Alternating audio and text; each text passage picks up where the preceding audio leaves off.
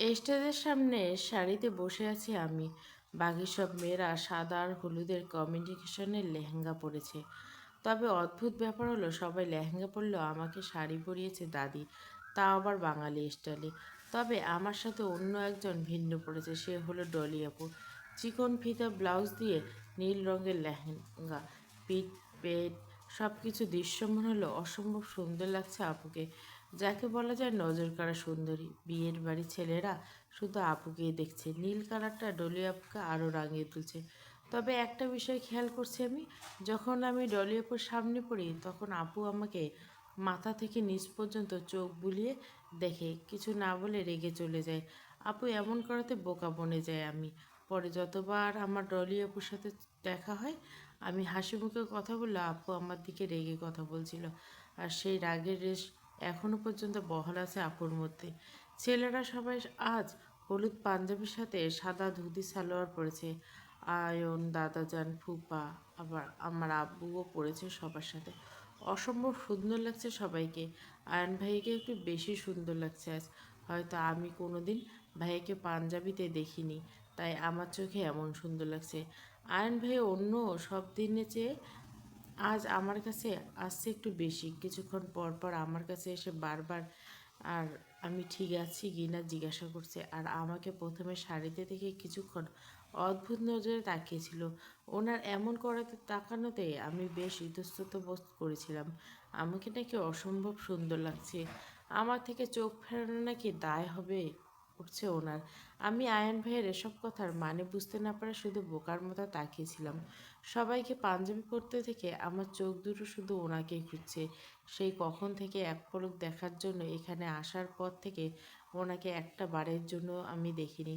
কোথায় আছে তাও জানি না। আচ্ছা, আজকে কি উনি পাঞ্জাবি পরবে হলুদ? উনি পরবে না বা তারপরে কেন যেন আমার বড্ড ইচ্ছা করছে ওনাকে এক পলক দেখার জন্য পাঞ্জাবিতে। আচ্ছা, কোথায় হবে উনি এখন? কথাগুলো এক মনে ভাবছি আর চারপাশে চোখ বুলে ওনাকে খুঁজে চলছি। তখনই পাশ থেকে একজন সার্ভেন্ট এগিয়ে এসে দাদিকে বলে দিল যেতে।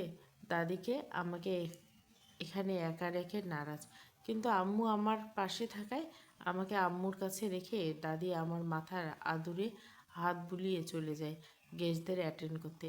আমি আম্মুর পাশে চুপচাপ কাছে বসে ওখানে খুঁজে চলছি চারপাশে। তখনই কেউ আস্তে করে আমার পাশে এসে বসে। আমি আমার চিন্তায় এতটাই বিভোর হয়ে আছি যে পাশে কে বসেছে তা দেখার প্রয়োজন মনে করিনি। আমি চারপাশে ওনাকে খুঁজতে ব্যস্ত আর আমার পাশে ব্যক্তিটি আমায় খুঁটিয়ে খুঁটিয়ে দেখায় ব্যস্ত। আমার পাশে কে বসেছে তা না দেখে চারপাশে চোখ বোলাতে বোলাতে ওনাকে খুঁজতে খুঁজতে কৌতূহল হয়ে জিজ্ঞেস করি, ফিয়া, তোর ভাইয়াকে দেখেছিস কোথাও? আয়ন ভাইয়া না, কিন্তু মানে উনি আর কি, তোর দ্বিতীয় ভাই। আমি কার কথা বলছি বুঝতে পেরেছিস তো তুই?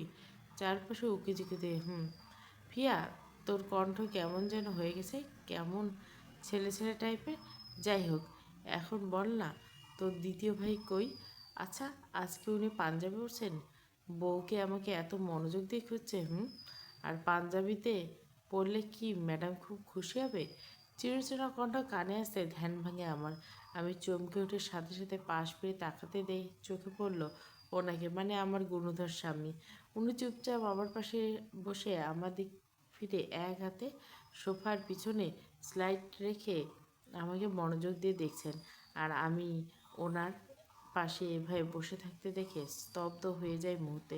কী করব কিছু না ভেবে পাশ ফিরে তাকাই আম্মুর জন্য। আমাকে পাশে থাকতে দেখে উনি খানিকটা আরও আমার দিকে চেপে বসেন, আস্তে করে বলে ওঠেন, পাশে থেকে লাভ নেই ম্যাডাম, শাশুড়ি আমার অনেক আগে চলে গেছেন তার মেয়েকে তার গুণধর জামাইয়ের কাছে রেখে, আমাদের প্রাইভেসি দেওয়ার জন্য। আমি এবার ওনার দিকে তাকাই। ওনার কোনো কথাই যেন আমার মস্তিষ্ক ঢুকছে না। আমার শুধু হাবার মতো ওনার দিকে তাকিয়ে আছি। দৃষ্টি আমার ওনার দু চোখে। অপ্রত্যাশিত কোনো কিছু যদি হঠাৎ করে আপনার সামনে চলে আসে তাহলে হয়তো তাকে দেখার অনেক বেশি উত্তেজিত হয়ে উঠবেন, নয়তো একদম চুপ মেরে থাকবেন কিছুক্ষণ। আমারও ক্ষেত্রে তাই হয়েছে। ওনার হঠাৎ করে এতদিন পর আমার পাশে দেখে আমি কোনো রকম রিয়্যাক্ট করতে পারছি না, শুধু ওনাকে দেখতে ইচ্ছে করছে আমার। উনি আমাকে এভাবে তাকাতে দেখে উনি আরও খানিকটা চেপে এক পা সোফার উপর ভাঁজ করে রেখে আমার শরীরের সাথে ঘেঁষে বসে। পরে এক হাত বাড়িয়ে আলতো হাতে আমার গাল আঁকড়ে ধরে স্পর্শ করে এক আঙ্গুল আমার গালে স্লাইড করতে থাকে। হঠাৎ উনি আমার গাল স্পর্শ করতে আমার মনের মধ্যে এক অদ্ভুত ইচ্ছা দেখে, তাই নিজের ইচ্ছাটা দমিয়ে রাখতে না পারে দৃষ্টি ওনাতে স্থির রেখে নিজের হাত বাড়িয়ে ওনার গাল ছুঁয়ে দিলাম আলতো করে। কেন যেন আমার ইচ্ছে করছে ওনাকে ছুঁয়ে দেখতে। আমি ওনার গাল স্পর্শ করে সারা মুখে আলতো হাত ছুঁয়ে দিচ্ছি। আস্তে আস্তে উনি আমার দিকে অদ্ভুত নজরে তাকিয়ে থেকে আমার সেই স্পর্শের সায় জানাচ্ছে। চোখে মুখে এক তৃপ্তি ছেয়ে গেছে আমার এমন ছয়। আমার দৃষ্টি ওনার চোখে মুখে বুলিয়ে ওনাকে ছুঁয়ে দিচ্ছে আপন মনে। আমার হাত ওনার ঠোঁট স্পর্শ করতে উনি সাথে সাথে আমার হাতে আস্তে করে চুমু খায়। ওনার এমন হঠাৎ চুমু খাওয়াতে স্তব্ধ হয়ে যায় আমি। ভূত দেখার মতো চমকে উঠি। দ্রুততার সঙ্গে নিজের হাত গুটিয়ে নিই। উনি এই প্রথম আমাকে চুমু খায়, আর আমার কাছে বিষয়টি কেমন যেন লাগছে। এক অদ্ভুত কিছু আমাকে গ্রাস করছে মুহূর্তে। তাই নিজের মাথাটা নিচু করে কোলের উপর দুহাত রেখে কচলাচ্ছি, কারণ আমার নিজের কাছে কেমন জানি অস্থিরতা কাজ করছে। ওনার দিকে কেন জানি তাকাতে ইচ্ছে করছে না। হয়তো আমি লজ্জা পাচ্ছি। আচ্ছা, এটা কি লজ্জা বলে, যা আমি এই মুহূর্তে ওনার জন্য পাচ্ছি? নিজের এমন চিন্তায় নিজেই অবাক হই আমি। আমি কখনো কোনো বিষয়ে লজ্জা নামক বস্তুটি পাইনি। তাহলে আজকে কী হলো? উনি আমাকে নিচু করে হাত কচলাতে দেখে, আমাকে এইভাবে নার্ভাস হতে দেখে ওনার দুই হাত বাড়িয়ে আমার দুগাল আগলে ধরে ওনার দিকে ফেরায় আমাকে। ওনার চোখে মুখে ছিল এক অদ্ভুত নেশা। ওনার এমন নেশাত্মক চোখ আমি আগে কখনো দেখিনি, এই প্রথম। আমি ওনার এমন নেশাত্মক চোখের সাথে পূর্ব পরিচিত নয়, তাই সাথে সাথে নিজের চোখ না নিচে নামিয়ে নিই। আমি চোখ নিচে নামিয়ে নেওয়াতে উনি আবারও আমার গাল হালকা নাড়িয়ে ওনার চোখের দিকে তাকাতে বাধ্য করে। আমি তাকাতে উনি আমার দিকে অগ্রসর লাগে। আস্তে আস্তে ধ্যান হয় ওনার দৃষ্টি আমার ঠোঁটের উপর। আমি ওনাকে নিজের দিকে অগ্রসর হতে দেখে বোকার মতো তাকিয়েছি ওনার দিকে। তখনই পাশ থেকে গানের বিকট শব্দ কানে আসতে দুজনে চমকে উঠি। ওনার কাছে ব্যাঘাত ঘটে উনি বিরক্ত নিয়ে পাশে থাকা মুহূর্তে চুপ হয়ে যায় উনি। পরে দ্রুততার সঙ্গে আমার গাল ছেড়ে সোজা হয়ে বসে পড়ে সোফায়। কারণ এতক্ষণ যাবৎ আমরা স্টেজের সামনে সোফায় বসে এসব করছিলাম। উনি নিজের এমন কাজে ইতস্তত বোধ করে আমার দিকে অসহায় দৃষ্টিতে তাকায়, কারণ আশেপাশে সবাই হা হয়ে চোখ বড় বড় করে আমাদের দিকে তাকিয়েছে। এই মুহূর্তে এখানে এমন কিছু করবেন উনি হয়তো ভাবতে পারেনি। আর রিদ খান সম্পর্কে সবাই অবগত। উনি কখনো কোনো মেয়েকে নিজের পাশেই ঘেঁচতে দেন না। আর সেখানে উনি আমার সাথে এখানে বসে কী করছিল ভাবতে সবাই শকটে আছে। তার সবার হা হয়ে থাকাটাই ফেস দেখে বুঝতে পারছি। কেউ তো আর জানে না আমি ওনার বউ, আর জানবে বা কী করে? উনি আমাকে বউ বলে মানেই না। উনি সবার হাবভাব বুঝতে পেরে আমাকে এক পলক দেখে কিছু না বলে চুপচাপ দাঁড়িয়ে যায়। দুই কদম এগিয়ে আবারও পিছনে ঘুরে আমার দিকে তাকায়। পরে একটা কিছু ভেবে হুট করে আমাকে কোলে তুলে নেয়। দৃষ্টিভঙ্গিতে স্বাভাবিক দৃষ্টিভঙ্গি রেখে সামনের দিকে এগিয়ে যেতে লাগে। আমি ওনার এমন কাজে অবাক হয়ে তাকিয়ে আছি, সাথে বাকি সবাই। আমি ঘাপটি মেরে ওনার কোলে বসে আছি, আর উনি আমাকে নিয়ে বাড়ির ভিতরে ওনার রুমে প্রবেশ করে। আমাকে ওনার রুমে ঢুকতেই ভয়ে হাত পা ছোটাতে ছোটাতে উত্তেজিত কণ্ঠে বলে, আমি আপনার রুমে যাব না, প্লিজ আমাকে নামান। আমি এর দোষ করবো না, সত্যি বলছে। আমাকে আপনার রুমে নিয়ে মারবে না, প্লিজ প্লিজ প্লিজ। আমার কথাগুলো হয়তো ওনার কান পর্যন্ত পৌঁছাতে পারেনি, তাই উনি আমাকে ওনার রুমে ঢুকে পড়ে। আমাকে রেখে এগিয়ে গিয়ে রুমের দরজা বন্ধ করে আমার দিকে ফিরে তাকিয়ে থেকে আস্তে আস্তে আমার দিকে এগোতে থাকে, আর আমি ভয়ে এক পা এক পা করে পিছিয়ে যাচ্ছি। আমি ঠিক করে কিছু দেখতে পাচ্ছি না, কারণ ওনার রুমটা অন্ধকার হয়ে আছে। তবে বাইরের কড়া লাইটিং হয় এখন এখান পর্যন্ত আছে, তাই রুমটা হালকা আলো ছড়িয়ে পড়ছে। উনি আমাকে ভয়ে পিছিয়ে যেতে থেকে স্বাভাবিক কণ্ঠে বলল, দোস্ত করেছো তুমি এভাবে? তবে এবারটা অনেকটা গুরুতর। আমাকে পুড়িয়ে গুলিয়ে তুমি, তাই ওষুধ তো তোমাকে লাগাতে হবে। তোমাকে নিজের সাথে পিষে ফেলতে ইচ্ছে করছে এখন। তোমাকে আমি আর মন্ত হতে চাই নিজেকে তোমার মাঝে বিলিয়ে দিতে চাই। সেটা তুমি চাও বা না চাও, আমি করবই। বলে উনি আমার একদম কাছে চলে আসেন।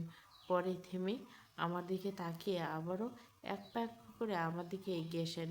আর আমি এক পা এক পা করে পেছোতে লাগলাম ওনার দিক থেকে। পেছাতে পেছাতে আমি গিয়ে ঠেকলাম দেওয়ালের পরে। পরে দেওয়ালের সাথে বাড়ি খেয়ে পাশ ফিরে দেওয়ালের থেকে আবারও ওনার দিকে তাকায়। দুজনের দৃষ্টি দুজনের মধ্যে স্থির। ওনার এক হাত আমার পাশে দেওয়ালে রেখে ঝুঁকে আসে আমার দিকে, আর অন্য হাত আমার গাল আলতো হাতে স্পর্শ করে। পরে আমার গালে হাতটা দিয়ে আমার গালটা গলায় বিচরণ করে থাকে আস্তে আস্তে। ওনার এমন ছোঁয়ায় মুহূর্তে আমি কেঁপে উঠি।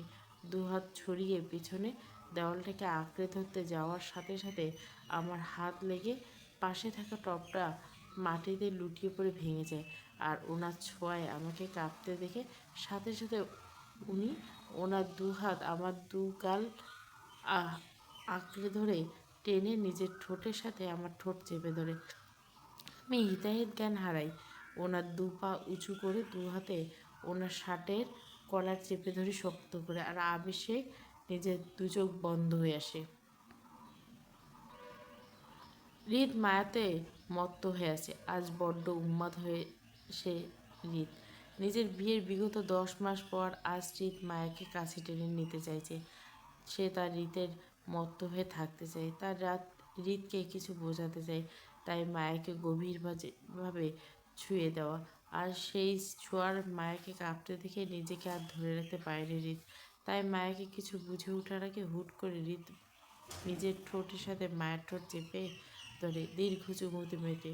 5 মিনিট পর হৃদ মায়াকে আস্তে আস্তে ছেড়ে মায়ের কপালে নিজের কপাল ঠেকায়। দুজনের নিঃশ্বাস ওঠানামা করছে দ্রুত গতিতে। হৃদ 2 সেকেন্ড মায়াকে দেখে আবারও মায়ের ঠোঁটে শব্দ করে চুমু খায়। তখন মায়ের চোখ বন্ধ করে দু হাতে হৃদের শার্টের কলার চেপে ধরে ছিল পা উঁচুতে। হৃদ মায়াকে শব্দ করে চুমু খেয়ে সাথে সাথে এক হাত মায়ের কোমর শক্ত করে চেপে ধরে নিজের সাথে মিশিয়ে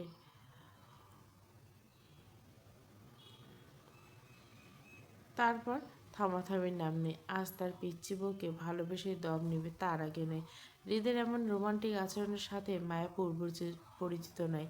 তাই কি করবে ভেবে না পেয়ে হিতাহিত জ্ঞান হারিয়ে ভ্যা ভ্যা করে কান্না করে ওঠে। মায়ের কান্নার আওয়াজে হৃদের কানে যেতে চোখ তুলে তাকায় ওর দিকে।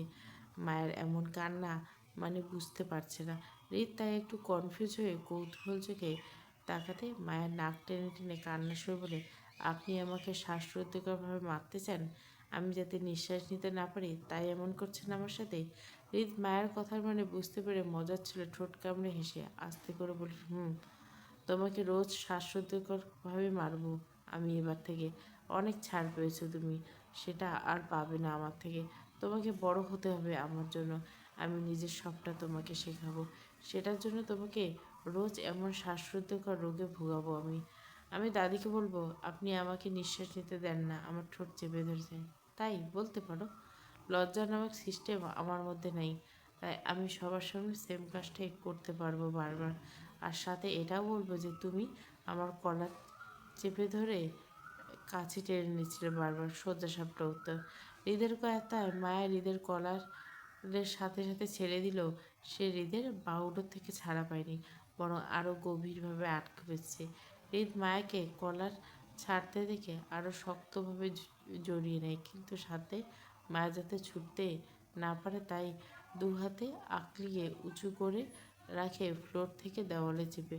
এতে করে মায়া আবারও হৃদের কলার চেপে ধরে ভয়ে। পরে ভয়ে ভয়ে নজরে হৃদের দিকে তাকিয়ে বলে ওঠে, আমি তো ইচ্ছে করে আপনার কলার চেপে ধরিনি। আপনি তখন ওইভাবে ছোঁয়ায় আমার কেমন জানি লাগে। আমার শরীর কেমন জানি রোগী টাইপের কেঁপে ওঠে। আমি সহ্য করতে পারি না এটা। আমার এমন হয় কেন? অসহায়ভাবে। হৃদ মায়ের কথাগুলো শুনে শান্ত দৃষ্টিতে ওর দিকে তাকিয়ে থেকে মায়ের কপালে কপাল ঠেকে। পরে আস্তে করে বলে ওঠে, তুমি কঠিন রোগে আক্রান্ত হচ্ছ, তাই এবার থেকে তোমার এমনটাই হবে। তুমি আমার নতুন রোগে আক্রান্ত হবে দিনকে দিন। মায়া হৃদের কথার মানে বুঝতে না পেরে ভয়ে কাঁচুমাচু করে আস্তে করে বলে ওঠে, দাদি যাব আমি।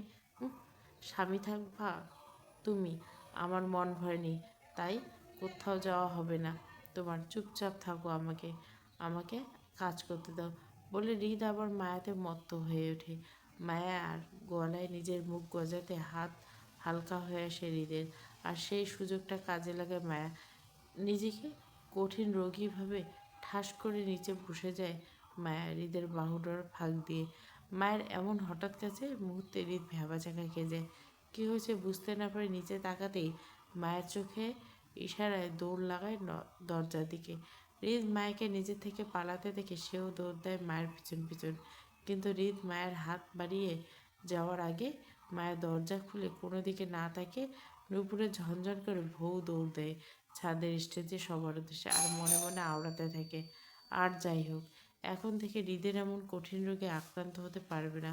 তাই মনে মনে আবারও সিদ্ধান্ত নেয় যে হৃদের সামনে আসবে না আর। হৃদ মায়ের পিছন পিছন দৌড়িয়ে মায়াকে ধরতে না পেরে মাঝ রাস্তায় দাঁড়িয়ে পড়ে কোমরে দু হাত রেখে। পরে মায়া ভো দৌড় দেখে হেসে ওঠে মায়ের পিছনে থেকে চিল্লিয়ে, হৃদ পালিয়ে লাভ নেই, তুমি আর বাঁচতে পারবে না আমার থেকে। যেখানেই যাবে ঘুরে ফিরে আমাকেই পাবে। হৃদ নামটা কানে আসতে মায়া থামে। অজানা এক অদ্ভুত অনুভূতি কাজ করে মায়ের মনে। বুক ধুকপুক করে ওঠে হৃদ নামটা শুনল। মুহূর্তে কেঁপে ওঠে সারা শরীর।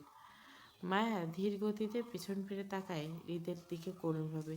হৃদ মায়াকে নিজের দিকে ঘুরতে ঠোঁট কামড়ে হেসে আবার দৌড় লাগায় মায়াকে ধরতে। মায়া হৃদকে নিজের দিকে দৌড়াতে দেখে চমকে ওঠে, আবার দ্রুততার সঙ্গে দৌড় দেয় ছাদের উদ্দেশ্যে। আর দৃষ্টি তার নিহান আর হলুদ স্টেজে থাকলো, মন ছুটে চলছে চারপাশে। তাই বারবার স্টেজ থেকে চোখ সরিয়ে ভয় ভয় নজরে চুপি চুপি চারপাশে চোখ বোলাচ্ছে অনাকাঙ্ক্ষিত ব্যক্তিটি কোথায় আছে তা জানতে। চারপাশে হৃদকে কোথাও দেখতে না পেয়ে মায়া স্বস্তির নিঃশ্বাস ফেলে। মায়া হৃদ থেকে বাঁচার জন্য মূলত মায়া দাদির আঁচল ধরে দাঁড়িয়েছে। এখন হৃদ থেকে দৌড়ে পালিয়ে এসেছে, দাদির আঁচল ধরে দাঁড়িয়েছে মায়া। দাদির আঁচলটা তার একমাত্র নিরাপদ স্থান বলে মনে হয়েছে। হৃদ মায়ের সাথে মিল রেখে নিজেকে হলুদ রঙে রাঙিয়েছে। হলুদ পাঞ্জাবিতে সাদা ধুতি সালোয়ার পরেছে। নিজের এক হাত দিয়ে অন্য হাতের হাতা ফোল্ড করতে করতে সিঁড়ি বেয়ে উঠে আসছে হৃদ কিলার স্টাইল দিয়ে।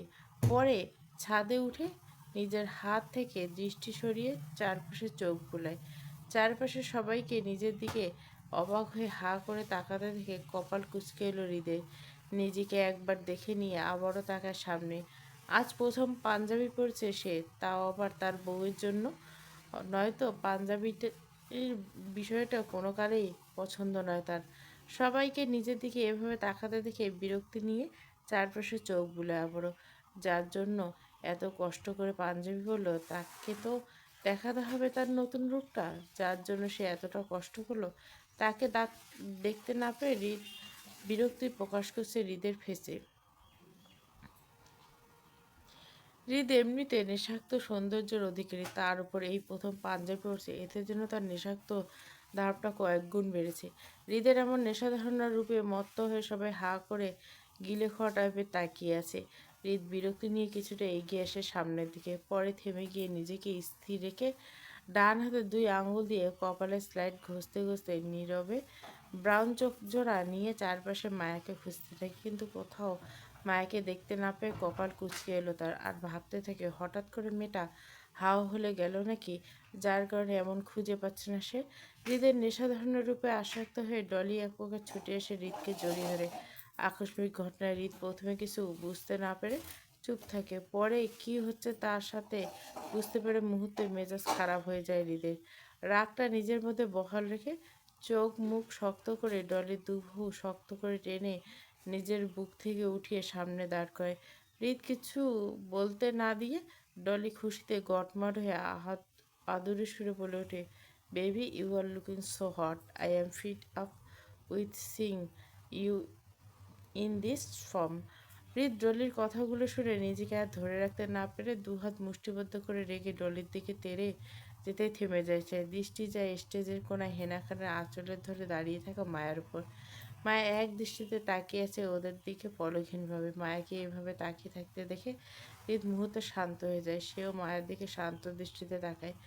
ডলি হৃদকে নিজের দিকে তেড়ে আসতে দেখে ভয়ে সিটিয়ে যায় মুহূর্তে। হৃদকে থেমে যেতে দেখে কপাল কুঁচকে এলো তার। হৃদের সামনের দিকে তাকাতে দেখে সেও হৃদের দৃষ্টি অনুসরণ করে পেছন ফিরে তাকায়। সাথে সাথে চোখ পড়লো স্টেজের কোনায় মায়াকে। মায়াকে ওদের দিকে পলকহীনভাবে তাকিয়ে থাকতে দেখে টেলিভিশনে জ্বলে ওঠে ডলি। পরে হৃদ আর মায়ার পরস্পরের দিকে তাকিয়ে থাকতে দেখে শয়তানি বুদ্ধি চাপলো ডলির মাথায়। সে এক হাত হৃদের গলায় জড়িয়ে ধরে অন্য হাত হৃদের বুকে আঁকুবুকু করতে করতে মায়াকে দেখিয়ে দেখিয়ে ন্যাকামো সুরে বলে উঠে, বেবি আমি জানতাম তুমি আজ পাঞ্জাবি পরছে। আমার কথা চিন্তা করে তুমি পাঞ্জাবিটা পরছো, তাই আজ অনেক happy. Love you baby, love you so much. Hrid এবং ডলির সবটা নীরব দর্শকের মতো শ্রবণ করছিল মায়ের অসহায় দৃষ্টিতে। হৃদের এতটাই কাছে ডলিকে থেকে অনুভূতি শূন্য হয়ে আস্তে করে চোখ ফিরিয়ে নেয় সে। কেন জানি মায়া আর কিছুই দেখতে ইচ্ছে করছে না। অহেতুক বড্ড চোখ দুটো জ্বলছে তার। মায়াকে নিজের থেকে বেখেয়ালিভাবে দৃষ্টি সরিয়ে নিতে দেখে চোখে মুখে হিংস্রতা ফুটে ওঠে হৃদের। সেই হিংস্রতার রেশ ধরে ডলিকে আবারও টেনে দাঁড় করায় সে। পরে রাগে রিরি করতে করতে দাঁতে দাঁত চিপে বলে উঠল, নিজের বউকে ছাড়া পরনারীকে কখনো ছুঁয়ে দেখিনি আমি। সেটা যেভাবে হোক না কেন, আমার কাছে ঝামেলা সৃষ্টি করিস না। নিজের ভালোটা পাগলও বুঝে, নিজের মাথাটা মায়া কর। অকারণে এটাকে হারাতে না হয় তোকে। তাই আমাকে আমার মতো থাকতে দে। এক কথা বারবার বলার মানুষ আমি না। হৃদের এমন কথার মানে বুঝতে পারে ডলি। হৃদ কি আর সে কি কি করতে পারে সবটাই জানা। হৃদকে ভালোবাসে বলে বারবার ছুটে এসে হৃদের দিকে, নয়তো সে কখনোই হৃদ নামক ভয়ঙ্কর প্রাণীর সামনে আসতো না। ডলি হৃদের কথাগুলো শুনে বার কয়েক শুকনো ঢোক গিলে জিভা দিয়ে ঠোঁট ভিজিয়ে নেয়। হাত পা প্রচণ্ড রকমের ঠান্ডা হয়ে আসছে তার। ভীতু চোখে তাকায় হৃদের দিকে। হৃদ কথাগুলো বলে হনহন করে স্টেজের দিকে চলে যায়। হৃদ চলে যাওয়াতে হাঁপ ছেড়ে বাঁচে ডলির। সাথে সাথে রাগও হয় প্রচুর। কি নেই তার, সবই তো আছে। সে কি মায়ের থেকে কোনো অংশ কম নাকি? বরং বেশি হবে। চোখ বুলানো সৌন্দর্য তার, যা মুহূর্তে শত শত ছেলেকে ফাঁসাতে পারে। তাহলে কেন হৃদ তাকে দেখতে চায় না? কেন তাকে ভালোবাসে না হৃদ? সে যদি হৃদকে না পায় তো হৃদের বেঁচে থাকার কারণটাকেও মেরে দিবে সে। এতে যদি তার নিজের মরতে হয় তো হবে, তার সাথে করে মায়াকেও মারতে হবে। তার আগে নেই। যদি হৃদ তার না হয় তো অন্য কারো হতে দিবে না। কথাগুলো ভেবে পৈশাচিক আনন্দ পায় সে মনে মনে। হৃদ স্টেজের সামনে গিয়ে দাঁড়ায়। অহেতুক চারপাশে চোখ বুলিয়ে ঘাড় বাঁকা করলো। আবারও মায়ের দিকে তাকায়। মায়া তখনও মন খারাপ করে নিজের দিকে তাকিয়েছে, উপরের দিকে তাকাচ্ছে না। হৃদ মায়ের এমনটা করার কারণ প্রথমে বুঝতে না পারলেও পরে ঠোঁট কামড়ে হাসে সে। তার পিচ্চি বউ তাকে নিয়ে জেলাস ভাবতে আনন্দের ঢেউ খেলে যায় তার মনের মধ্যে। হৃদ এক হাতে ওয়াইনের গ্লাস নিয়ে দাঁড়িয়ে থেকে বার করে সেই গ্লাসে চুমুক বসে মায়ের দিকে শান্ত দৃষ্টিতে তাকিয়ে থাকে। মায়া তখনও চুপচাপ খারাপ করে নিচে দিকে তাকিয়েছে। হাতে হেনা খানের আঁচল বরাবর পেঁচাচ্ছে। হৃদ সেটা শান্ত দৃষ্টিতে পর্যবেক্ষণ করছে নিঃশব্দে। মায়া নিজের অস্থিরতা ধরে রাখতে না পেরে আস্তে করে নিয়ে মাথাটা উঁচু করে সামনের দিকে তাকায়। সাথে সাথে দুজনের চোখাচোখি হয়ে যায়। হৃদ নিজের দিকে তাকিয়ে থাকতে পেরে সেও চুপচাপ তাকিয়ে থেকে হৃদের দিকে। হৃদ মায়াকে নিজের দিকে তাকিয়ে থাকতে দেখে একটা ভুরু উঁচু করে ইশারা করে। কি হয়েছে জানতে চায়। মায়ের হৃদের ইশারা দেখে কিছু না বলে আবার চুপচাপ নিজের মাথাটা নিচু করে দাঁড়িয়ে থাকে। হৃদ মায়াকে মাথা নিচু করে দাঁড়িয়ে থাকতে মুহূর্তে হেসে ওঠে। হাত বাড়িয়ে ওয়াইনের গ্লাসটা ওয়েটারের কাছ দিয়ে এগিয়ে এসে মায়ের পাশে এসে দাঁড়ায়। মায়ের হৃদের উপস্থিতি টের পেয়ে একবার চোখ তুলে হৃদকে দেখে নিয়ে আবারও নিচের দিকে তাকায়। হৃদ মায়াকে এমন করতে দেখে আস্তে করে ঝুঁকে মায়ের কানে ফিসফিস করে বলে ওঠে, বউ আমার যা দেখছে তা কিন্তু মোটেও সত্যি নয়। আমি কিন্তু ডলিকে জড়িয়ে ধরিনি, সে ধরেছে। দোষ তার, আমার না। তাই গাল ফুলিয়ে না থাকাই উচিত। বলে হৃদ সোজা হয়ে দাঁড়িয়ে মায়ের দিকে তাকিয়ে দুষ্টুমি হাসি দেয়। হৃদের এমন ফিসফিসানি শব্দে শিহরিত হয়ে ওঠে মায়া। হৃদের উত্তাপ গরম নিঃশ্বাস মায়ের গালে কানে গলায় বাড়ি খেতে মুহূর্তে আবার কঠিন রোগে আক্রান্ত হয়ে কেঁপে ওঠে সে। পরে আস্তে করে হৃদের দিকে তাকায় অসহায় কণ্ঠে বলে, পরে করুণ কণ্ঠে বলে, আমি গাল ফুলাই? বউ আমার গাল ফুলে থাকলে আদর আদর লাগে বেশি। আর ডলি আপু করলে? মায়ের মুখে ডলির নাম শুনে আবারও ঝুঁকে পড়ে মায়ের দিকে। পরে আস্তে করে বলে, জলে বুঝি? কথাটা বলে হৃদ মায়ের কানে শব্দ করে একটা চুমু খায়। পরের সাথে সাথে মায়ের গালে একটা চুমু খেয়ে স্বাভাবিকভাবে দাঁড়িয়ে পড়ে মায়ের কানে। আর মায়ের হৃদের এমন কাণ্ডে ভড়কে যায় সে। সন্ধ্যা থেকে কি হচ্ছে তার সাথে কিছুই বুঝতে পারছে না সে। হৃদের এমন সব কাণ্ডে মায়ের বারবার শিহরিত হচ্ছে। নিজেকে কঠিন রোগী টাইপের মনে হচ্ছে, কারণ হৃদের ছোঁয়া বারবার কেঁপে ওঠা তার কাছে সহ্য হচ্ছে না। তাই এক হাতে গাল চেপে ধরে হৃদের দিকে তাকিয়ে আছে অসহায় ফেস নিয়ে। হৃদ ব্রণকেয়ার ভাব নিয়ে সামনে তাকায়। হৃদ মায়ের গালে শব্দ করে চুমু খাওয়াতে সেই চুমুর শব্দ হেনাখানে কানে আসতে পাশ ফিরে তাকায় মায়ের দিকে। মায়ের সাথে হৃদে দাঁড়িয়ে থাকতে থেকে ভুরু কুচকে হেনা খান। পরে কৌতূহলে হৃদকে প্রশ্ন করে, এই তুই এখানে ওর পাশে কি করছিস? তীক্ষ্ণ দৃষ্টিতে হৃদ চোখ মুখ কুচকে ঠোঁট উল্টিয়ে বলে ওঠে, কিছু না। তাহলে অন্য কোথাও গিয়ে দাঁড়া, ওর পাশে কেন দাঁড়িয়েছিস? ও আমার বউ, তাই। হৃদ হেনা খানকে হাঁপ ছাড়া উত্তর দিয়ে জায়গা ছেড়ে প্রস্থান করে। সাথে সাথে আর হেনা খান হৃদের কথা হা হয়ে থাকে। হৃদ আজকাল কথাগুলো সব কেমন যেন সবার মাথার উপর দিয়ে যায়। মায়ের গালে হাত দিয়ে হৃদের চলে যাওয়ার দিকে করুণভাবে তাকিয়ে থেকে নিজের দৃষ্টি পাশ ঘোরাতে চোখ যায় ছাদের দরজার দিকে। সাদা পাঞ্জাবি পরে দরজার দিকে সুদর্শন পুরুষ হাসি মুখে এগিয়ে আসছে স্টেজের দিকে। মায়ের সেই ব্যক্তিকে দিকে হৃদয়ের জ্ঞান হারায়। হেনা খানের আঁচল ছেড়ে নুপুরের ঝনঝন শব্দ দিল। বউ দৌড়ে ঝাঁপিয়ে পড়ে সেই সুদর্শন যুবকের বুকে। ব্যক্তিটি অবশেষে মায়াকে নিজের বুকে টেনে নিয়ে শক্তভাবে। হৃদের কানে মায়ের নুপুরে ঝনঝন শব্দ আসতে পিছন ফিরে তাকাতেই চোখে পড়ল মায়াকে কারো বুকের উপর ঝাঁপিয়ে থাকতে। মায়াকে কারো বুকে মুখ লুকাতে দেখে সাথে সাথে চোয়াল শক্ত হয়ে আসে তার। মুহূর্তের জন্য শরীরের রক্ত টগবগিয়ে ওঠে শিরায় শিরায়। চোখ দুটো যেন রক্ত চলাচল করছে তার। নিজেকে আর ধরে রাখার ভাষা হারিয়ে ফেলেছে মুহূর্তে। মাথার উপর সব কিছু ধ্বংস করার তাণ্ডব মেটে উঠেছে, আর সেই তাণ্ডবে সবার আগে পুড়তে হবে মায়াকে। আরিফের বুকে লেপ্টে আছে মায়া। নিজের ভাইকে এতদিন বাদে দেখতে পেয়ে আবেগপ্লুত হয়ে ওঠে সে। তাই আরিফকে জড়িয়ে ধরে আছে সেই কখন থেকে। আরিফ হেসে মায়ের মাথায় আদুরে হাত বুলিয়ে দিচ্ছে, আর বারবার ভাই বোনের সখ্যতা যেন বেড়েই চলছে। আরিফ মায়ের এই অবস্থা সবটাই বুঝতে পেরেছে। বিগত 10 মাস ধরে মায়া আরিফকে দেখতে পায়নি, তাই হঠাৎ করে সামনে চলে আসায় অনেকটা আবেগপ্লুত হয়ে ওঠে মায়া। মায়ের অ্যাক্সিডেন্টের সময় যদি আরিফ মায়ের পাশে ছিল, কিন্তু মায়ের জ্ঞান ফেরার পর নিজের বিজনেস সমস্যার কারণে চট্টগ্রামে ফিরতে হয়েছিল আরিফকে। তাই মায়া নিজের চোখ খুলে সবাইকে পেলেও আরিফকে দেখতে পায়নি।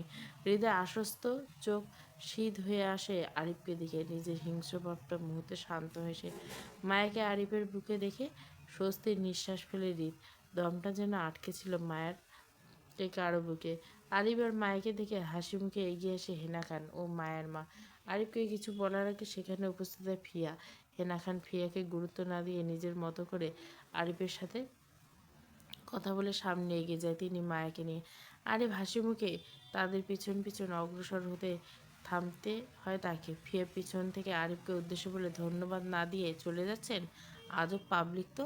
ফিয়ার কথার পিছন ফিরে তাকায় আরিফ। ফিয়াকে এক পলক পা থেকে মাথা পর্যন্ত দেখে দ্রুত চোখ সরিয়ে সামনে তাকায়। পরে চলে যেতে যেতে ফিয়াকে উদ্দেশ্য বলে, যেটা সামলাতে পারবে না সেটা পড়েন কেন? পেট দেখানো যদি খুব জরুরি না হয়ে থাকে তো চেঞ্জ করে আসুন। আরিফের এমন কথা হতভম্ব হতে দেয় ফিয়া। কী বলছে বুঝার জন্য নিজের দিকে তাকাতে বুঝতে পারে ফিয়া বিদেশি কালচারে বড় হয় তেমন একটা ব্যাপার না। ওরা সবসময় এই ধরনের ড্রেস আপ করে থাকে, কিন্তু আরিফের এই বিষয়টা মোটেও না বুঝতে পেরে ফিয়া নিজেকে দ্রুততার সঙ্গে গুছিয়ে নেয়। পরে কিছু একটা ভেবে মুচকি এসে উল্টো পথে নিজে পা বাড়ায়। হাতে হলুদের বাটি নিয়ে দাঁড়িয়ে আছে আয়ন। নিজের মনের মানুষটাকে একান্তভাবে হলুদ ছোঁয়ানোর জন্য তার এই প্রচেষ্টা। কিন্তু অনাকাঙ্ক্ষিত ব্যক্তিদের সামনে পেয়েও হলুদ ছোঁয়াতে পারছে না সে। তার মায়াবাসীকে নিয়ে মত্ত হয়েছে।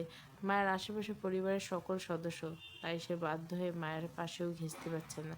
দূর থেকে হলুদের বাটি নিয়ে দাঁড়িয়ে আছে অসহায় দৃষ্টিতে। আয়নের দৃষ্টি অপেক্ষা করে কেউ একজন গিয়ে সবার সামনে দিয়ে মায়ের গালে গলায় নিজের দু হাতে হলুদ লেপ্টে দেয়। আকস্মিক ঘটনায় সবাই চমকে তাকায়, অবাক হয়ে হাঁ করে তাকিয়ে থেকে ব্যক্তিটি দেখে। কারণ ব্যক্তিটি জীবনে কখনো কারো হলুদের ফাংশনে যাওয়া তো দূর কথা, আর সেই জায়গায় হলুদ নিয়ে মাখামাখি করছে, তাও আবার নিজের বউকে সবার সামনে লাগিয়ে দিচ্ছে। কথাটা ভাবতে সবার চোখ কৌটো থেকে বেরিয়ে আসার উপক্রম। হৃদ সবার এমন দৃষ্টি অনুসরণ করে কিছু না বলে চুপচাপ নিজের মতো করে মায়ের গলায় হলুদ লেপটে দেয়। হৃদের হঠাৎ এমন কাজে মায়া প্রথমে কিছু বুঝতে না পারলে পরে চুপ হয়ে যায় ভয়ে আর তাকিয়ে থাকে অসহায় দৃষ্টিতে। আর হৃদকে এমনভাবে হলুদ লাগাতে থেকে হেনা খান অবাক হয়ে বলে, কী করছিস হৃদ? হেনা খানের কথায় হৃদ তার দাদির দিকে না থেকে হলুদ লাগাতে লাগাতে মায়ের চোখের নিজের দৃষ্টি স্থির রেখে স্বাভাবিকভাবে বলে, হলুদ লাগাচ্ছি। তোর কি আমাকে কানা মনে হচ্ছে হৃদ? তুই ওকে এভাবে কেন হলুদ লাগাচ্ছিস? আমার মন চেয়েছে তাই লাগাচ্ছি। হৃদের এমন খাপছাড়া কথায় তেলে বেগুনে জ্বলে উঠলে হেনা খান। কাপড় রাগ দেখে বললে, তোর মন চাইলে কোনো কিছু করতে পারবি না তুই, আমার সোনামার সাথে তো একদমই না।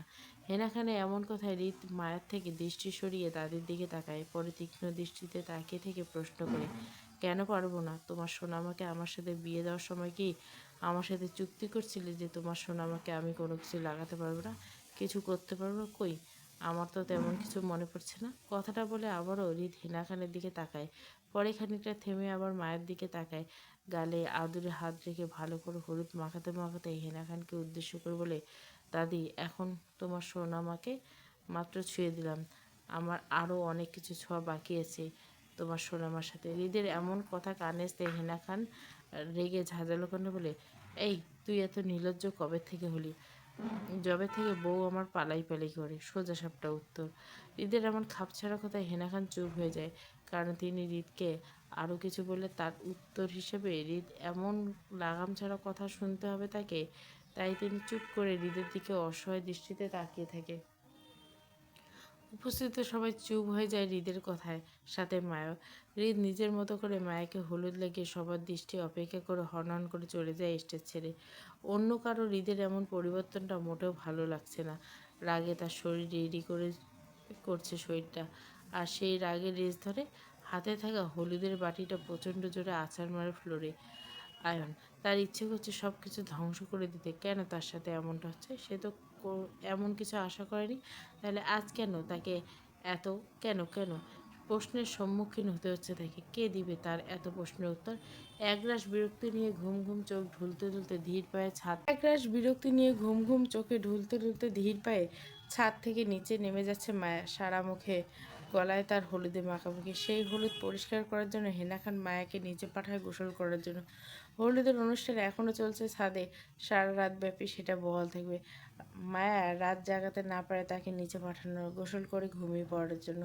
মায়া ঢুলতে ঢুলতে এগিয়ে আসতে তাকে কেউ পিছন থেকে জাপটে ধরে নিজের দুহাত দিয়ে মায়াকে আঁকলিয়ে নিয়ে যায় অন্ধকার একটা রুমে।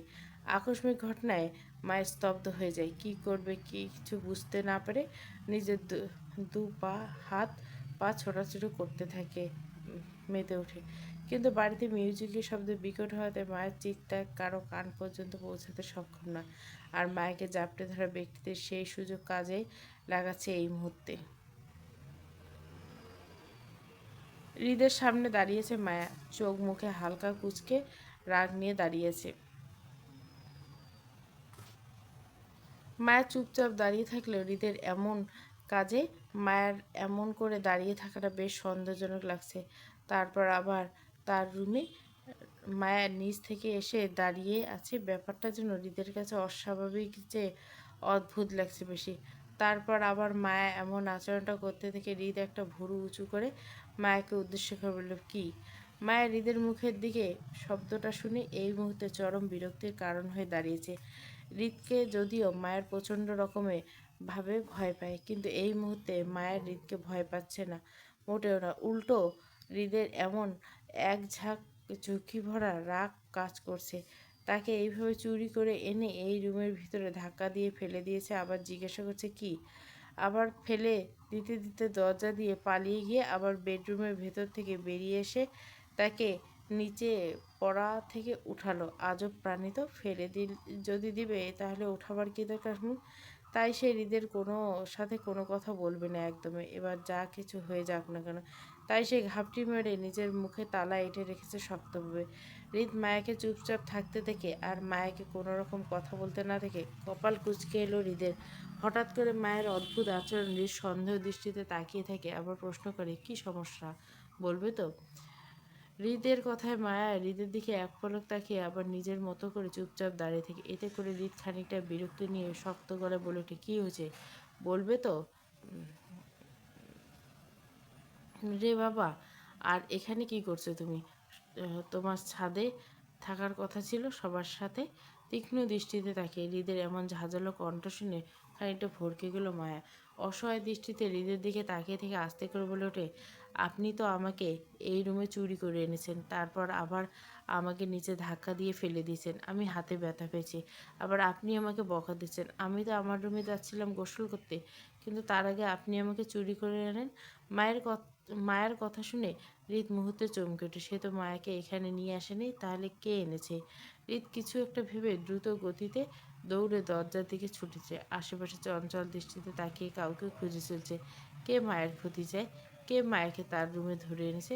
কেউ তো চায় মায়াকে হৃদের থেকে দূরে রাখতে, কিন্তু সে কে?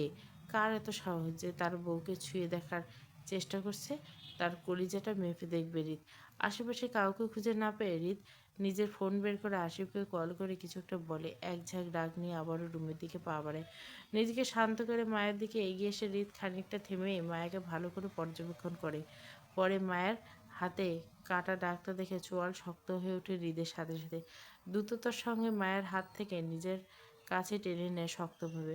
মায়াকে রেগে কিছু বলবে থেমে যায় হৃদ, কারণ মায়াকে কিছু বলা বেকার। সে তো নিজেই জানে না তার সাথে আসলে কী হয়েছে। হৃদ সবটা বুঝতে পেরে কিছু একটা ভেবে মায়ের দিকে কিছুক্ষণ শান্তভাবে তাকিয়ে থেকে মায়াকে উদ্দেশ্য করে বলে ওঠে, যাও গিয়ে ফ্রেশ হয়ে নাও তুমি। আজকে তুমি আমার সাথে আমার রুমে থাকবে, তাই কোনো বাহানা না করে গোসল করে এসো। আমি তোমার জন্য খাবার আনছি। আর এই রুম থেকে যেন তোমাকে বের হতে না দেখি হৃদ, তাহলে আমার থেকে খারাপ কেউ হবে না। আমার মনে হচ্ছে না, সো বি কেয়ারফুল।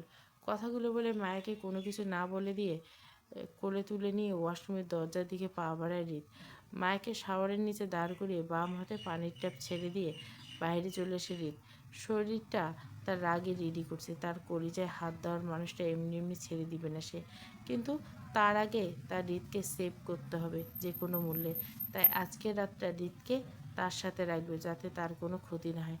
যদি হৃদ তখন নিজের রুমে না থাকতো, তাহলে কি হতো? তা বাচ্চা বউয়ের মায়াকে হলুদ ছুঁয়ে নিজের রুমে এসেছিল গোসল করতে। পরে গোসল শেষ করে বাইরে বের হওয়ার জন্য তখনই দরজা খুলে কিছু পড়ার শব্দ কানে আসতে চমকে ওঠে। দ্রুত এগিয়ে এসে চোখে পড়ে মায়াকে ফ্লোরে উবুর হয়ে পড়ে থাকতে দেখে সাথে সাথে মায়াকে টেনে নিজের সামনে দাঁড় করায় এবং সবটাই জানতে চায়। মায়ের বেখেয়ালি আচরণ আর কথা হৃদ সবটা বুঝতে পারে নিজের মতো করে, তাই সে মুহূর্তে চুপ হয়ে যায়। হৃদ মায়ের জন্য সার্ভেন্টকে দিয়ে খাবার এনে রুমে বসে আছে সেই কখন থেকে, কিন্তু মায়ের ওয়াশরুমের ভেতর থেকে বের হওয়ার নাম নিচ্ছে না।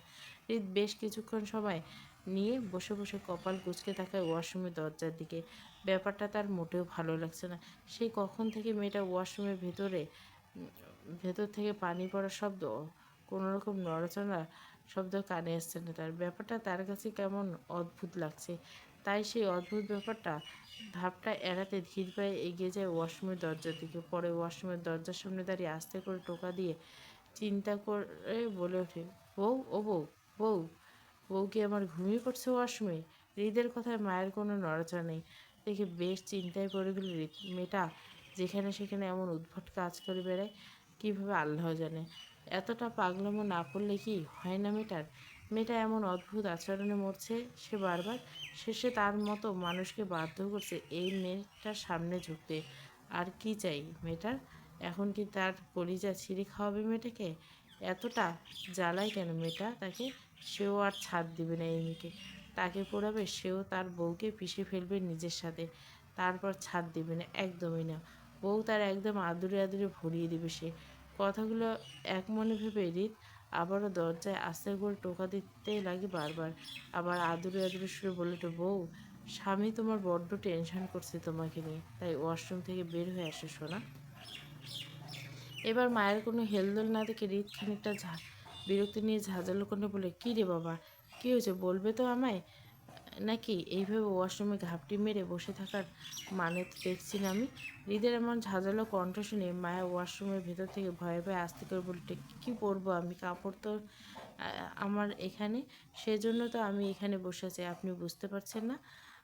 মায়ের কথা শুনে হৃদ স্বস্তির নিঃশ্বাস ফেলে, যাক বউ তার ঘুমায়নি তাহলে।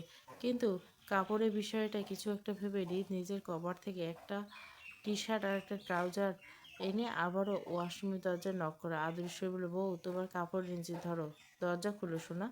হৃদের এমন আদুরি মাখা টাইপ শুনে মায়া মুহূর্তে বোকা বেনে যায়, কারণ মায়া কখনো হৃদের এমন আচরণের পর্বে পরিচিত নয়, তাই বোকার মতো দাঁড়িয়ে থেকে। পরে আবার হৃদের আওয়াজ কানে আসতে মায়া ধীর পায়ে দরজাটা খুলে হাত বাড়িয়ে হৃদের থেকে কাপড়গুলো নিয়ে উল্টে পাল্টে দেখে কনফিউজ হয়ে হৃদকে উদ্দেশ্য করে বলে, আপনি আমাকে ভুলভাল কাপড় দিয়েছেন তো, এগুলো আমার কাপড় নয় জানি, বাট আজকে রাতটা এটা পরে নেব, তোমাকে একা ছাড়তে পারবো না, তাই আজ এটা পরে থাকো। এত বড় বড় কাপড়গুলো পরবো আমি? কেন? কোনো কথা নয়, ঝটপট বাহিরে এসো বলে রিত চলে যাওয়ার জন্য পা বাড়াতে আবারও মায়ের ভিতর থেকে বলে ওঠে, কিন্তু আমার তো কাপড় চোপড় লাগে, আর দুটো কই? মায়ের কথা রিত ভ্যাবাচাকে খেয়ে যায় মুহূর্তে। নিজের দুই কাপড় পর্যন্ত ঠিক আছে, বাট বাকি দুই কাপড় এই মেয়ের জন্য কোথা থেকে আনবে সে? আর এই মেয়ে কবে বুঝবে এই সব বিষয়গুলো? রিত খানিকটা ইতস্তত বোধ করে বলে, দুই কাপড় পরে নাও শোনাবো, তোমার বাকি দুই কাপড় আমার কাছে নাই তো। আমি দুই কাপড় পরবো না, আমার চার কাপড় চাই। একটা ছোট কাপড় সাথে একটা বড় ওড়না লাগবে আমার, যে ছুঁড়ে। মায়ের ছোট কাপড় মানে বুঝতে পেরে রিত খানিকটা ইতস্তত করে আমতা আমতা করে বলে, জান আমার কাছে তোমার ছোট কাপড় নেই তো, তাই তোমার পরা ছোট কাপড়টাই পরে থাকো আজকের রাতে। আমি তোমাকে পরে ওগুলো ছোট কাপড় এনে দেবো, কেমন? কিন্তু আমার বউ ভালো। আচ্ছা। মায়া হৃদের কথা শুনে বিনা বাক্যে বয়ে যায়, সুন্দর করে হৃদের দেওয়া কাপড়গুলো পরে বাইরে এসে নিচ থেকে একগুণ বড় কাপড় হয় মায়া কোনো রকম ট্রাউজারে পা দুটো দু হাতে আঁকড়ে ধরে রেখেছে, আর গায়ে দ্বিগুণ ঢিলা টি শার্টটা হাঁটু পর্যন্ত ঠেকেছে। হৃদ মায়াকে এক পলক উপর থেকে নিচ পর্যন্ত দেখে ঠোঁট কামড়ে হেসে বলে ওঠে, সেই তো, বউ তো আমার আমিতে হাবুডুবু খাচ্ছে, এবার তুমিতে আমি লাগছি গো বউ। মায়ের হৃদের কথা শুনে কিছু না বলে একবার নিজের দেখে নিয়ে গাল ফুলিয়ে ঠোঁট উল্টিয়ে অসহায় ফেস করে তাকিয়ে থাকে হৃদের দিকে। হৃদ মায়াকে গাল ফুলাতে দেখে ঝটপট করে কোলে তুলে নেয়। আকস্মিক ঘটনায় মায়া ভয় পেয়ে হৃদের গলা জড়িয়ে ধরে, পরে নিজের হাত পা ছোটাতে থাকে হৃদ থেকে নিজেকে বাঁচানোর জন্য। কিন্তু নিজের কাজে সফলতা অর্জন করতে না পেরে হৃদের কোলে চুপ করে বসে থাকে। হৃদ মায়াকে কোলে করে নিয়ে সোফার উপর বসে মায়াকে কোলের উপর বসিয়ে এক হাত আঁকড়ে ধরে অন্য হাতে মায়াকে নিজের হাতে মুখে খাবার তুলে দেয় যত্ন করে। আজ তার হৃদকে এতটাই কাছে থেকে প্রথমে পেয়েছে যেটা সে কখনোই বিফলে যেতে দেবে না, তাই সবটাই চায় তার হৃদ থেকে। আজ সে সেটাই করবে যেটা সে করতে চায়। গভীর নিদ্রায় ঘুমিয়ে আছে হৃদ। ঘুমের মধ্যে বারবার হালকা নড়ে চড়ে উঠে আবার ঘুমিয়ে পড়ছে। ঘুমটা যেন কিছুতেই সম্পূর্ণ করতে পারতেছে না সে। অজানা এক কারণ বারবার কেঁপে উঠছে হৃদের শরীরটা। নিজেকে প্রচণ্ড ভারী অনুভব করলো, ঘুমের রেশটা কাটতে পারছে না সে। বারবার কেউ তার ঘুমটা হালকা করে দিচ্ছে নিজের সে অদ্ভুত নড়াচড়ার মাধ্যমে। আবারও এমন সব নড়াচড়ার মধ্য দিয়ে হৃদের মুখে উপর একটা হাত গিয়ে পড়ে। ঘুমের মধ্যে হঠাৎ করে মুখের উপর কিছু একটা পড়ায় চোখ মুখ কুঁচকে পিট পিট করে তাকায় হৃদ। চোখের সামনে কিছু দেখতে না পেয়ে আবারও চোখ বন্ধ করতে যাবে, তখনই মুখের উপর হাতটাতে চুড়িগুলো হালকা নড়ে ঝনঝন শব্দ করে ওঠে। চুড়ি কানে আসতে হৃদের নিজের মাথা গিয়ে ব্যর্থ হয়ে আবার ধপাস করে বালিশের উপর নিজের মাথাটা রাখতে হয় তাকে। হৃদ নিজের মুখের উপর থেকে হাতটা আস্তে করে সরিয়ে রাখে। পরে চারপাশে চোখ বুলিয়ে নিজের বউকে খোঁজার চেষ্টা করে। মায়াকে কোথাও দেখতে না পেয়ে কপাল কুঁচকে এলো হৃদের। প্রথমে কিছু মনে করতে না পারলেও পরে মুখে উপর থাকা হাতটার উৎস ধরে মায়াকে খুঁজতে গিয়ে চমকে ওঠে হৃদ। মায়া হৃদের উপর দুই পা মেলে বুকের মধ্যে শুয়ে আছে। হৃদের শরীরের উপর উঠে এক হাত নাড়ায়, অন্য হাত হৃদের মুখের উপর দিয়ে নাক মুখ শক্ত করে হৃদের বুকে চেপে ঘুমিয়ে আছে মায়া। হৃদের দুপায়ের উপর নিজের দুপা রেখে দিব্যি আরাম করে ঘাপটি মেরে ঘুমিয়েছে সে। গায়ের চাদরটা হৃদের নাক পর্যন্ত টানা, আর চাদরের ভিতর মায়ের থাকায় হৃদ প্রথমে মায়াকে দেখতে পায়নি, কিন্তু পরে যখন হৃদ মায়াকে এমন অবস্থায় নিজের উপর শুয়ে থাকতে দেখে তখন খানিকটা চমকে উঠল। পরে হাসি মুখে প্রচণ্ড ভালো লাগায় সাথে সাথে মেনে নেয় মায়াকে। হৃদ মায়াকে কাল রাতে অনেক কষ্ট করে নিজের সাথে ঘুম পাড়িয়েছে, কিছুতেই তার সাথে ঘুমাবে না সে। পরে ভয় দেখে বাধ্য করে নিজের সাথে বিছানায় শুয়েছে। ঘুমানোর সময় বিছানায় একপাশে কোণে ঘাপটি মেরে শুয়েছিল, যাতে হৃদ তার পাশে আসতে না পারে। পরে এখন সে নিজেই হৃদের উপর চড়ে ঘুমাচ্ছে। কথাগুলো ভেবে আলতো করে হাসলো হৃদ। পরে সেই হাসি বজায় রেখে দু হাত চাদরের ভিতর থেকে মায়াকে জড়িয়ে ধরে। মায়াকে জড়িয়ে ধরার সাথে সাথে হৃদের সারা শরীর কেঁপে ওঠে মুহূর্তে। শক খেয়ে চোখ বড় বড় হয়ে ওঠে হৃদের। কিছু বলার ভাষা এই মুহূর্তে হারিয়ে ফেলছে হৃদ। কী বলবে বা কী করা উচিত কিছুই ভেবে পাচ্ছে না সে। মায়াকে জড়িয়ে ধরে থাকা হাত দুটো কেঁপে কেঁপে উঠছে বারবার। হৃদ একসময় মায়াকে জড়িয়ে রেখে অন্য হাতটা দিয়ে গায়ে জড়ানো চাদরটা আস্তে করে উপরে তুলে চাদরের তাকানোর সাথে সাথে অবাকের চরম সূর্যে পৌঁছে যায় সে। একটা মানুষ এতটা বেখেয়ালি হলে এইভাবে ঘুমাতে পারে হৃদের জানে না। মায়ের অবস্থা দেখে হৃদ বিড়বিড় করে বলে ওঠে, বউ আমার সেই আমাকে জলে ভাসিয়ে ছাড়বে। কথাটা নিজের মতো বিড়বিড় করে বলে আবার মায়ের দিকে তাকায়। পরে তীক্ষ্ণ দৃষ্টিতে চারপাশে চোখ বুলে কিছু একটা খুঁজে চলছে, কিন্তু কোথাও কিছু দেখতে না পেয়ে হতাশ হয় হৃদ। হৃদ কিন্তু নিজের হতাশ ভাবনাটা চেয়ে উত্তেজনা ভাবটা বেশি কাজ করছে। অদ্ভুত সব ফিলিং কাজ করছে হৃদের মনে এই মুহূর্তে। তাই সে দ্রুততার সঙ্গে মায়াকে ঢাকতে চায়, কারণ মায়ের ভিতর ছোট্ট একটা কাপড়টি পরে ঘুমিয়ে আছে তার বুকের মধ্যে। এতে করে হৃদের মনের সাথে সাথে শরীরের উত্তেজনা কাজ করছে তীব্রভাবে। নিজেকে ধরে রাখার অসাধ্য কিছু মনে হচ্ছে তার। তাই আবার চারপাশে চঞ্চল দৃষ্টিতে তাকিয়ে থাকায় মায়ের গায়ে পড়া থাকা টি শার্টটা খুঁজে চলছে। রাতে এত বড় টি শার্ট পরলো, আর সেটা সকাল হতে হতে হাওয়া হয়ে গেল। অবশেষে কোথাও টি শার্ট খুঁজে না পেয়ে মায়াকে আস্তে নাড়িয়ে মিষ্টি সুরে বলে উঠল, বউ, ও বউ, ওঠো সোনা। হৃদের এমন মিষ্টি ডাকে নড়ে চড়ে উঠে মায়া। নিজের ঘুমটা হালকা হয়ে আসতে পিট পিট করে চোখ তুলে সামনে তাকায় হৃদের দিকে। প্রথমে কিছু বুঝতে না পারলেও কোথায় আছে বুঝতে পেরে আঁতকে ওঠে মায়া। ভয়ে কাচুমুচু করতে করতে দ্রুততার সঙ্গে হৃদের পেটের উপর বসে পড়ে। নিজেকে না দেখেও হৃদকে বোঝাতে ব্যস্ত হয়ে ওঠে। সে ইচ্ছে করে তার উপর চড়ে বসেনি। হৃদ মায়ের এমন কাণ্ড দেখে দমবন্ধ হয়ে যাওয়ার অবস্থা। এতক্ষণ যাও গায়ে চাদর ভিতরে সব ঢাকা ছিল, সে অনুভব করতে পেরেছিল না দেখে, কিন্তু এখন মায়াকে তার পেটের উপর এক কাপড়ে পরে থাকা অবস্থায় দমটা যেন আটকে আছে তার। মায়া হৃদের হা হয়ে চোখ বড় বড় করে নিজের দিকে তাকিয়ে থাকতে থাকতে আস্তে করে নিজের দিকে তাকায়। নিজের গায়ে কোনো কাপড় না দেখে আবারও হৃদের দিকে তাকিয়ে কিছুক্ষণ দম বন্ধ করে বসে ভ্যাঁ ভ্যাঁ করে কান্না করে দেয়। সাথে সাথে বলতে থাকে, আপনি চোর, আপনি আমার কাপড় চুরি করছেন, আমি দাদিকে সব বলে দিব। মায়ের এমন কাণ্ডে ভ্যাবাচাকা খেয়ে যায় হৃদ। সে কবে কাপড় চুরি করলো? সে তো কাপড় বাঁচাতে চেষ্টা করছে তার, উল্টে তাকে চোর বানিয়ে দিল তার বউ। চুরি না করে চোর হতে হলো তাকে। হৃদকে কিছু বলতে না দিয়ে মায়া আবার কান্না করতে করতে বলল, আপনি ভালো না, আপনি খারাপ চোর, আপনি আমার কাপড় চুরি করছেন, আমি সবাইকে বলে দিব আপনি আমার কাপড় চোর। মায়ের এমন কথায় হৃদ নিজেকে আর ধরে রাখতে পারে না। সাথে সাথে মায়াকে উল্টে শুয়ে মায়ের উপর উঠে বিছানার সাথে চেপে ধরে গলায় মুখ গুজায়। হৃদের এমন কাজে মায়া মুহূর্তে ভড়কে যায়, আর হৃদ থেকে ছাড়া পাওয়ানোর জন্য ছটফট করতে করতে হৃদ শক্ত করে চেপে ধরতে বলে ওঠে, হৃদ মায়াকে বিছানার সাথে চেপে ধরে নিজের মতো করে মায়ের গলায় ছোট ছোট চুমু খেতে থাকে। এতে করে মায়ের সারা শরীর কেঁপে কেঁপে মুহূর্তে নিজের দু হাত দিয়ে হৃদের হাতে বন্দি থাকায় নড়াচড়া করতে পারছে না। তাই হৃদ নামক ভয়ানক রোগে আক্রান্ত হতে ক্রমাগত। হৃদ মায়াতে মত্ত হয়ে ধীরে ধীরে গলা ছেড়ে নিচের দিকে যেতেই মায়া বড় ভ্যাঁ ভ্যাঁ করে কান্না জড়ে দেয়। হৃদ মায়ের কান্না অপেক্ষা করে মায়াকে বুকে মুখ গোজায়।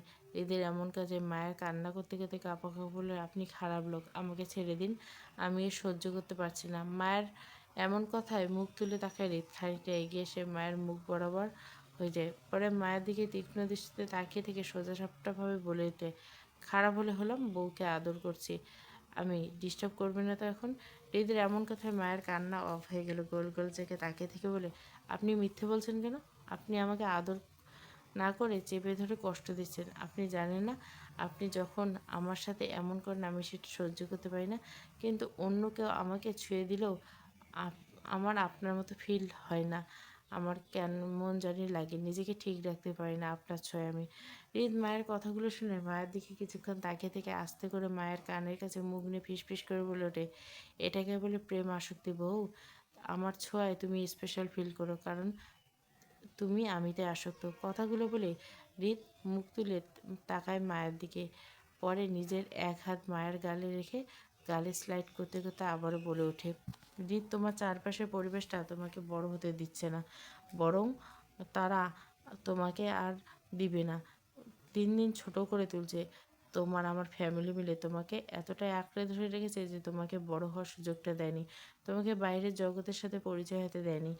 এতদিন তোমার ছোট হওয়াতে আমার কোনো প্রবলেম ছিল না, কিন্তু এবার আমার ঘোর সমস্যা, কারণ তুমি বড় না হলে আমাকে থাকতে হবে সারা জীবন। বউ না থাকতে একা থাকবো আমি, জাস্ট ইম্পসিবল। আমি তোমাকে বড় করব, তোমাকে সেই সব শেখাবো যা তুমি বুঝে উঠতে পারছো না। আর এর জন্য আমি তোমার চারপাশের পরিবেশটাই পরিবর্তন করে দিব। আমার বউ চাই, তার ভালোবাসা চাই, সব চাই। কথাগুলো বলে খানিকটা থেমে যায় হৃদ। মায়ের কপালে কপাল ঠেকে আবারও বলে ওঠে, আমাকে এতটা না পড়লেও পারতে হৃদ, তোমার দহনে আগুনে পুড়ে পুড়ে মরছি আমি, আমাকে বাঁচাও হৃদ, তুমি হিনা, কেউ এই জ্বালা মেটাতে পারবে না। তোমাকে আমার বড্ড প্রয়োজন, আমি কাতর হয়ে বসে আছি হৃদ, কবে ধরা দিবে আমার কাছে? মায়ের হৃদের কাতর কণ্ঠে শুনে নিজের দু হাত দিয়ে হৃদের দুগাল আঁকড়ে ধরে নিজের মুখোমুখি করে আস্তে করে বলে রে, আপনি এমন সব কথা বলছেন কেন? কি হয়েছে আপনার? আমি আছি তো আপনার পাশে। হৃদ মায়ের আদুরি মাখা কথা শুনে মায়ের কপালে আলতো করে একটা চুমু খায়। মায়ের উপর থেকে সরে মায়াকে নিজের উপর শুইয়ে দিয়ে পাশ থেকে চাদর এনে দুজনে গায়ে জড়ায়। পরে চাদরের ভিতর দিয়ে এক হাত মায়াতে উন্মুক্ত কোমরে রেখে অন্য হাত মায়ের মাথায় হাত বুলিয়ে দেয়। মায়া ছোট বাচ্চার মতো উপুর হয়ে হৃদের গায়ের উপর উঠে শুয়ে আছে। হৃদ মায়ের মাথায় আদুরে এক হাত বুলিয়ে দিতে দিতে কাতর কণ্ঠে বলে, আমার যে কি হয়েছে তোমাকে বললে এই মুহূর্তে বোঝাতে পারবো না তুমি, তবে তোমাকে ছাড়ও দিব না আমি, তোমার ফিলিংসগুলো আমার উপরেই ঢালবো। বউ, তুমি আমার ছাড় পাবা না কখনো, বরং গভীরভাবে আরও জড়িয়ে নিব তোমাকে। গত 15 ঘন্টায় যদি তোমাকে নিঃশ্বাস নিতে সময়টা পর্যন্ত না দেয়, আমি আমার রোমান্টিক অত্যাচারের কারণে যদি 15 ঘন্টা তোমাকে এতটা ঝলতে পারি, তো বাকি দিনগুলো তোমার কেমন হবে ভাবতে পারো তুমি? আমি যে ঠিক করে বসে আছি, বউয়ের আদর এবার চাই, আমার কোনো ছাড় নেই, দরকার হলে বউ নিয়ে দেশান্ত হয়ে যাব, তবু বউয়ের আদর খাবো। কি বলো হৃদ? হৃদের এমন লাগামহীন কথায় মায়ের হৃদের বুকের সাথে নিজের মুখ চেপে ধরল মুহূর্তে। হৃদের এমন কথায় মায়ের ভিতরে অস্থিরতার জন্য কয়েক গুণ বেড়ে যায়। কী করবে কিছু ভেবে না পেয়ে নিজের দু হাত দিয়ে শোয়া অবস্থায় হৃদের শার্টের কলার চেপে ধরে হৃদের বুকে নিজের নাক ঠোঁট চেপে ধরে রাখে শক্ত করে। হৃদ মায়ের এমন ভাবে লজ্জা পেতে থেকে ঠোঁট কামড়ে হেসে মায়াকে আরও গভীরভাবে জড়িয়ে ফেলল। বউ কি আমার সাথে ঢুকে যাওয়ার প্ল্যানিং চলছে নাকি? বিষয়টা কিন্তু খারাপ না, আমার ভালোই লাগছে। হৃদের এমন লাগামহীন কথায় মায়ের লজ্জা পাওয়ার ধাপটা যেন আরও এক ধাপ বেড়ে যায়, আর সেই লজ্জার রেশ ধরে মায়ের হৃদের বুক থেকে মুখ তুলে সাথে সাথে হৃদের গলায় মুখ গজিয়ে কামড়ে দেয়। মায়ের এমন হঠাৎ আক্রমণে হৃদ চমকে ওঠে, পরে মায়াকে নিজের সাথে শক্ত করে চেপে ধরে সাথে সাথে উল্টো ঘুরে বিছানার সাথে আবারও চেপে ধরে হৃদ মায়ের গলায় মুখ গজিয়ে কামড় বসায়। হৃদের এমন কাজে মুহূর্তে মায়া ভোরকে গোল গোল চোখে হৃদের দিকে তাকিয়ে ঠোঁট উল্টে কাঁদু কাঁদু সরে বলে ওঠে, আপনি আমায় কামড় খেলেন? তুমি খেলে তাই, আর আমি একা কেন কামড়ের চিহ্ন নিয়ে ঘুরবো? তোমাকে সাথে সামিল হতে সবাই বুঝতে হবে তোমার স্বামী কতটা রোমান্টিক। হৃদের এমন কথায় মায়ের তেজ দেখে বলে ওঠে, আপনি সবসময় আমার সাথে এমন করেন, শুধু কামড় খান আমার।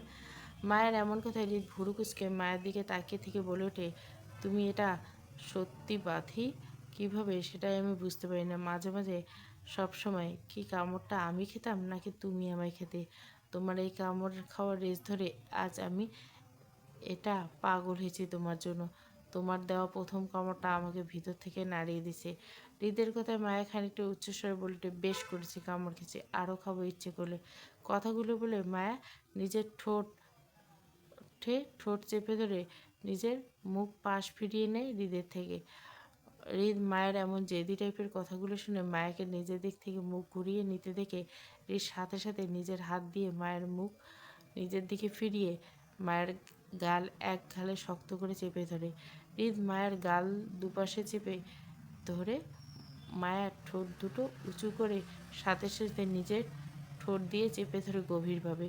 হৃদের এমন কাজে মায়ের নিজের দু হাত দিয়ে হৃদকে বাধা দেওয়ার আগে হৃদ মায়ের দু হাত নিজের এক হাত দিয়ে বিছানার সাথে চেপে ধরে, অন্য হাত মায়ের মাথায়।